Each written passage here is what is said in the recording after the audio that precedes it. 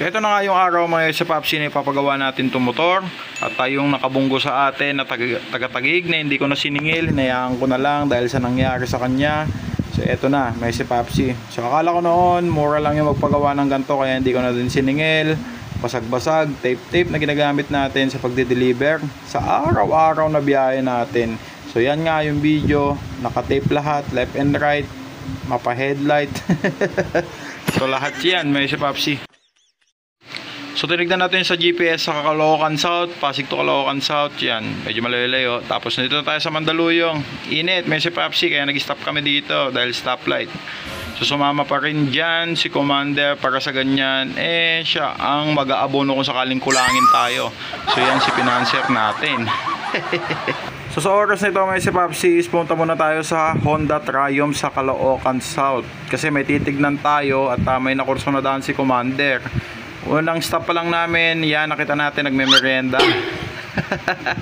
Init daw, kaya nauhaw.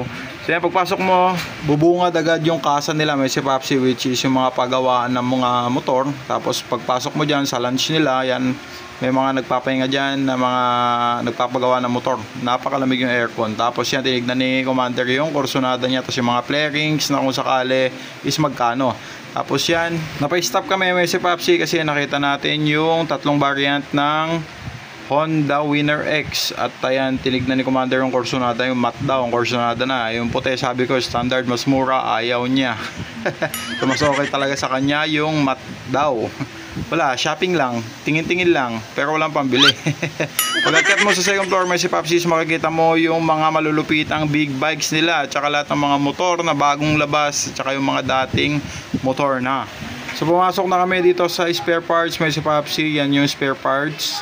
Yan, daming na mga bumibili, daming pila, at saka maganda naman, organized naman, may mga upuan, malamig na aircon, tapos magaling naman sila kausap, may si Popsi, entertainin kanila agad. At ayan, nag-inquire na ako about dun sa concern ni Commander. Tapos lumabas na kami, tapos tignan natin sa GPS yung pupuntahan talaga natin na magpagpapagawaan ng flarings. So yan, nakarating na tayo, may si Popsi, location mamaya, pakita ko at the end of the video. So yan, ang daming pila, may si Popsi, sa pangatlo tayo.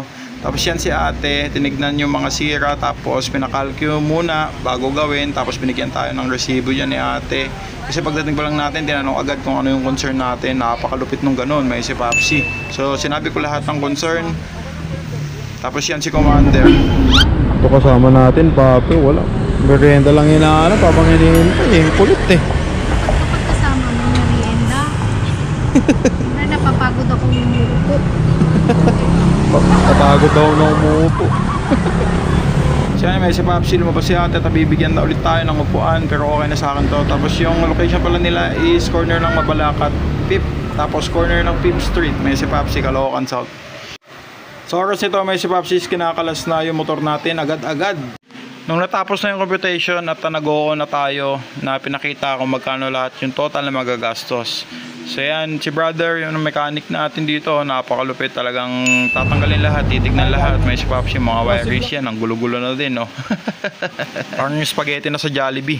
So about sa computation, kanina may si Popsi, magpa-additional sila ng ganito kasi kakabukas lang nila, kakatingin lang nila yan. Basag na basag may si Popsi, pwede daw i-repair, kaso sabi ko, palitan na lang ng bago. Sa ibang shop may si Popsi, walang ganyan. Yung sa likod ng ilaw, lahat yan ay full.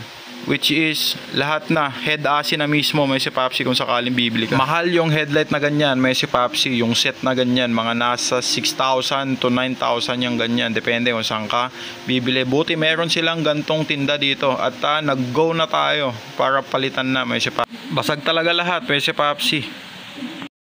So yan na naman, pumara na naman si Commander at may napara na naman si Crumble. Nagutom na naman, may si Popsi. Nandiyan na naman, oh. Pagbigyan natin para sa ganyan, may pangabono mamaya o sakaling kulangin. So kasi ito may si Popsi is talagang binanatan na, binasag-basag na yung lens ng headlight, may si Popsi. Boss, ang laki naman ng problema mo, boss. Ba't parang... Kala ko kasi yung budget, boss. Ang laki ng problema mo, boss. Nakatulala ka lang sa motor, boss. Wawa naman, day. Mag-ulam ka muna ng sardinas, ha? No choice, boss. Sa motor muna, boss. Dito sa shop na napuntahan natin, may si Popsi. Tatanungin nila kung iiwan mo ba yung mga natanggal o iuwi mo. Nasa sayo yun, may si Popsi. So yan, na-assemble na nila yung headlight. Tapos yung nasa gilid, di ko alam ano yun, sidings na yun.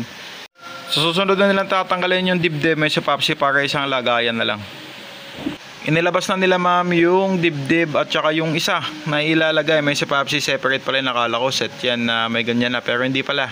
Yan oh, napakabago, napakaangas, may si Popsi. Sa mga araw-araw na biyahe natin sa pagiging Grab delivery, may si Popsi is ngayon lang talaga napalitan to. Kasi wala pa nga tayong budget noon, pero ngayon at least ngayon is medyo nakaluwag kaya binanatan na natin. Tapos yung busina pala natin, may si Popsi, pinatanggal ko na kasi hindi din naman gumagana na yan. Pinalagyan na lang natin ng electric tape yung mga wire na madadali niyan, may si Popsi. Dip.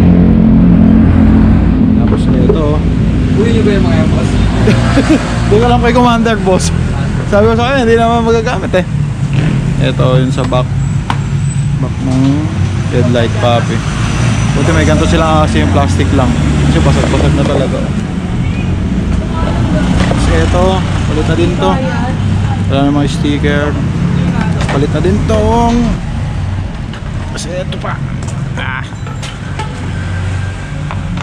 Yan lahat yun. So yan, sa kitang nila nagawa may si Popsi at ito na yung final output.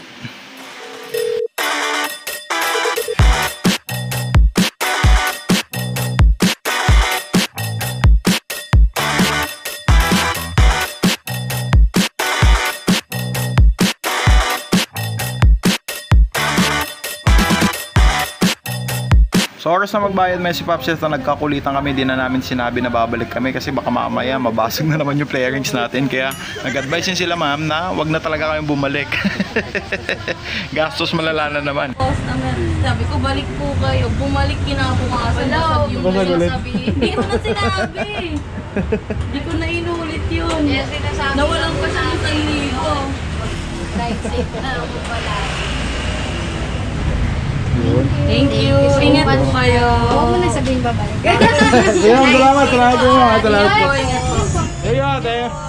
Makakabiyahin na ako bukas.